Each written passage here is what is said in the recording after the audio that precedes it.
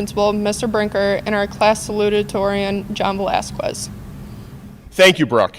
John has earned the opportunity to serve as our salutatorian this evening and is completing a distinguished career at West Senior. John is number 2 in his class with a weighted 3-year average of 100.644%.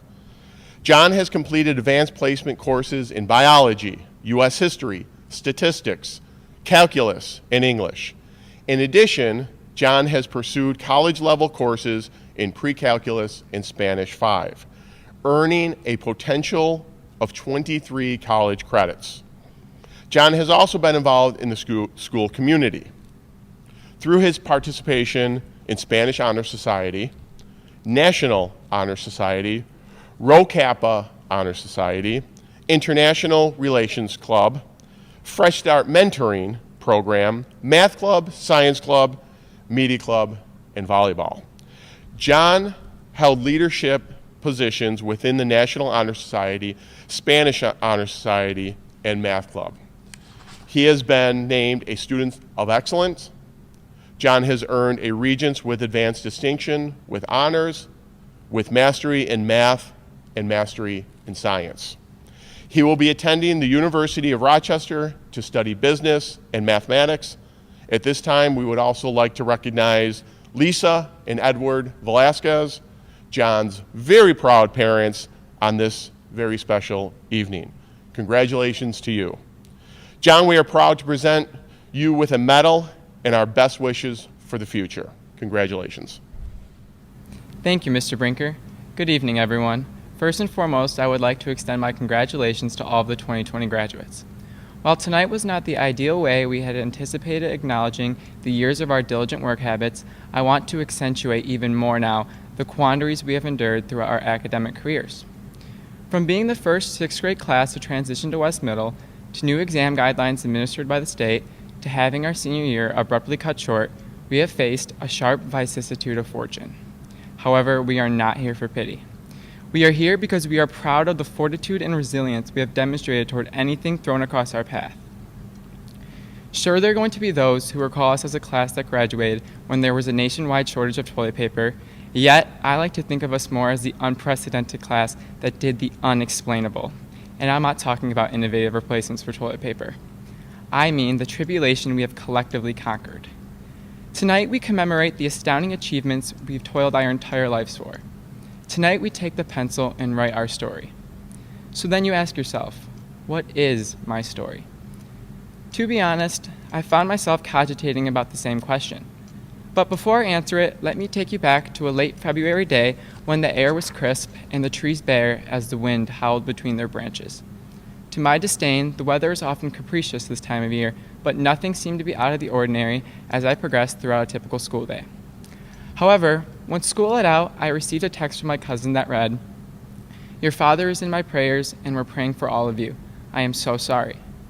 When I looked down at my phone to read this text, I grew impotent and my heart responded with a vigorous beat. When I got home, I was reluctant to go inside and become cognizant of what this text meant. I felt as if fate was inside waiting to become a reality. However, I gathered every sense of fortitude I possessed and headed inside, opening the door to see my brothers and mother on the couch, their faces worn and apprehensive. My mother immediately pulled me aside saying, "Your father is being rushed in a helicopter as we speak for emergency open heart surgery." Her words were succinct, and I remember the tenderness of her voice that seemed to ease the pain only a little. This news struck me like a bat, and I fell into my mother's arms, weeping until the tears were absent.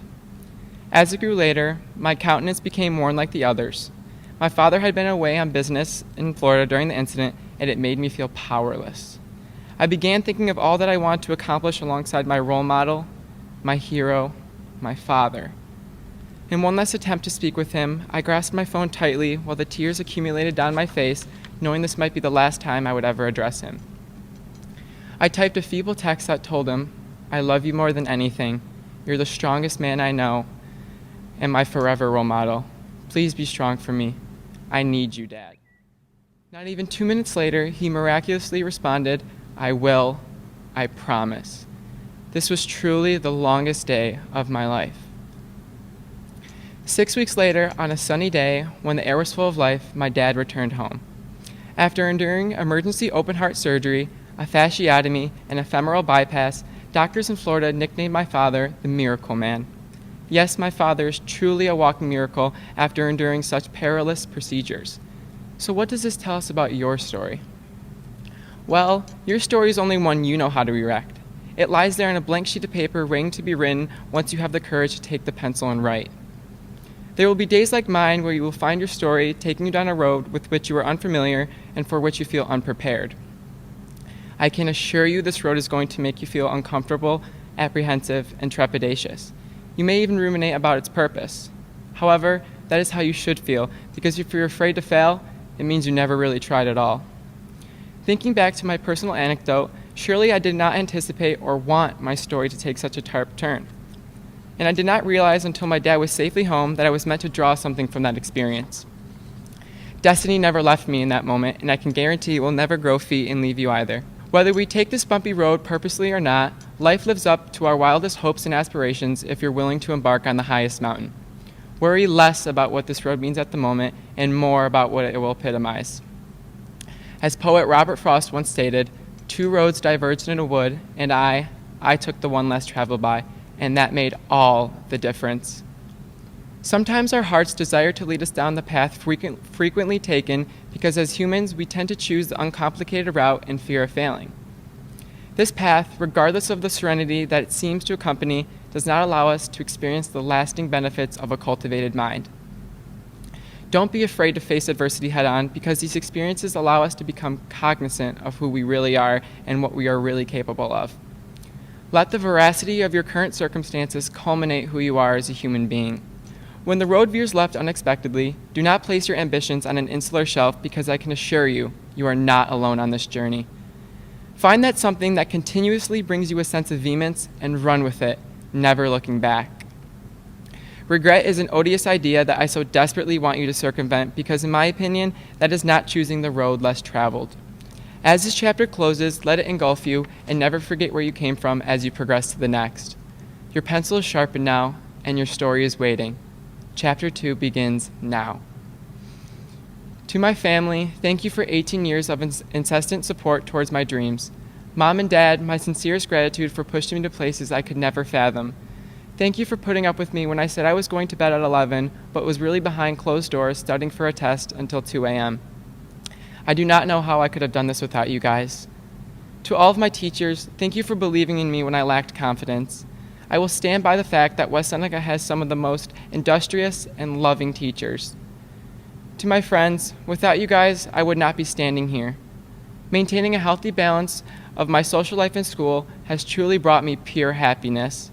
And in the end, that's all that matters. Lastly, to the class of 2020, thank you for 12 years of love, exuberance, and moments I'll cherish for the rest of my life. Relish the bonds you've developed because one day you're going to look back at the joy that accompanied your journey. Be proud. Be dauntless.